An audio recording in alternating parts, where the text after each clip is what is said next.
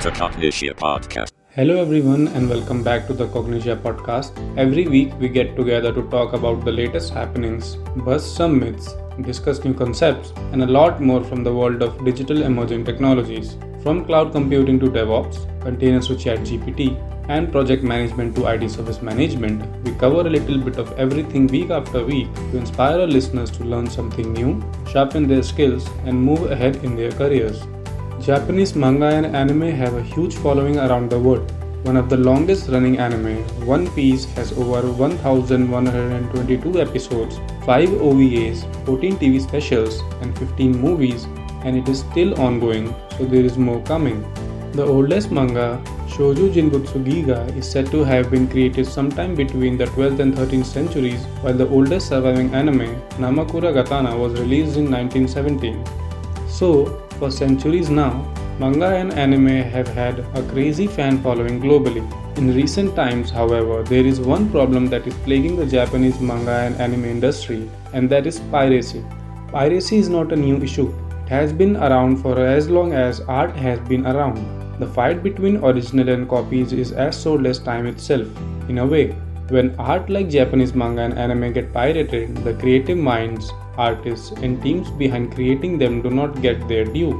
While piracy does make manga and anime accessible to the world, especially when a lot of anime may not be available on organized platforms or may not be affordable to access.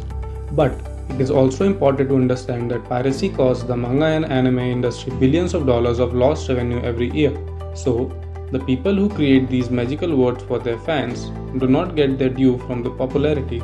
According to a Japan Times report, there are at least 1,000 websites that illegally offer free downloads of Japanese content, including its most popular graphic mangas. Japan has been trying to fight piracy for a very long time, but most of those attempts have been futile. For every site or content taken down, many more come up.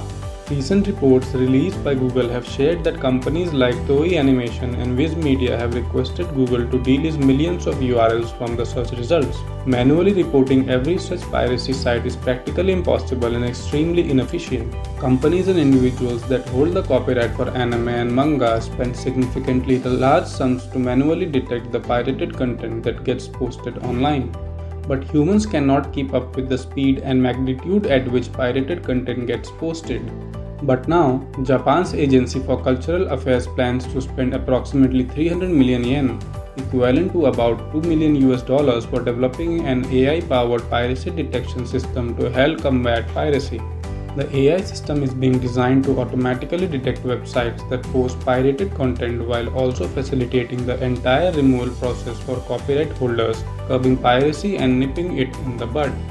This is especially interesting because lately we all have encountered reports of how artificial intelligence is and potentially could harm the creative art space. There have been strikes in Hollywood against AI being used as a replacement for the writers, and AI could replace the animation artists, writers, and other artists in the manga and anime space. It gets even more interesting when you come to know that the AI algorithm for fighting piracy would be trained using the official copyrighted content provided directly by publishers and copyright holders, as well as with analysis of the layout and advertisements of pirated websites. Why so, you ask? Well, that is because most piracy websites use the same templates for layouts and advertisements. If you ever encountered any of these sites that publish pirated anime content, you might have felt that they look and feel exactly like another piracy website. So, if you know, you know. This is a crucial time for manga and anime industry. Its popularity has been the highest ever.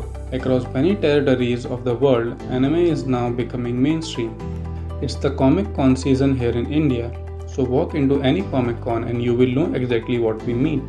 You will find stall after stall crowded with loyal fans lining up to buy anime merch, katanas, kimonos, jewelry, capes, wall hangings, posters, stationery, 3D models, socks, t-shirts, and so much more. You will also find so many cosplay artists dressed up as their favorite anime and manga characters.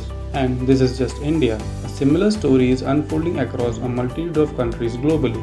Now, before we go all crazy about how impressive it is that Japan has signed up to take the AI as partner in this fight against piracy and how it is trusting AI with copyrighted content to detect content that violates that copyright, we must tell you that the finances for this initiative have been allocated in the yearly supplementary budget proposal.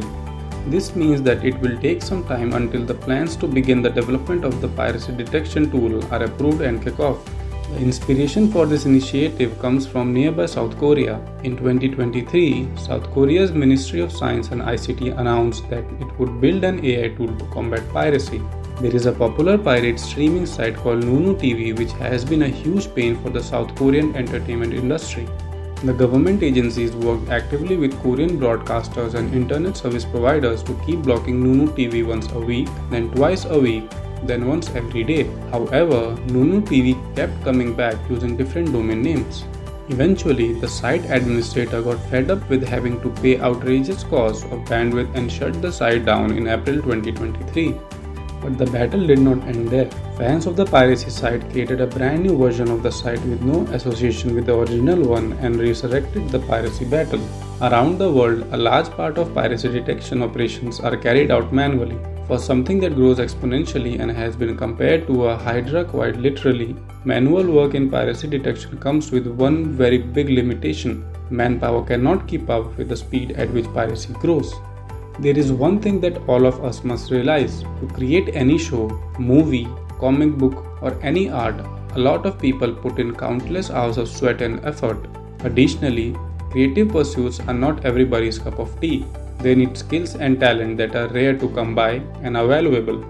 Say you are a software developer. Would you be okay if someone just stole your code and made it freely available for the world without giving you any credit or compensation for it? No, right? Or you went on a trip to a very beautiful place and you took some fantastic photographs of the place, but someone steals those pictures and posts them on their Instagram or website without giving you any credit for the pictures or compensating you for the pictures. It wouldn't be okay, right? In the same way, the teams creating anime, manga, TV shows, movies, or any art should be compensated for their hard work and efforts. Piracy prevents that, and it is unfair to everyone who worked very hard to produce that art. Piracy is a huge problem and is dangerous for the society. The world needs to work together to prevent piracy. Say no to piracy in all forms and by all means. Report any sites that you find pirating content. Piracy is illegal and pirating content is a criminally punishable offense. Some food for thought for all of us, huh? Well, we will leave you on that thought as this brings us to the end of this week's episode of the Cognitia podcast. We will be back again next week with another interesting new episode for all of you. Until then, happy learning.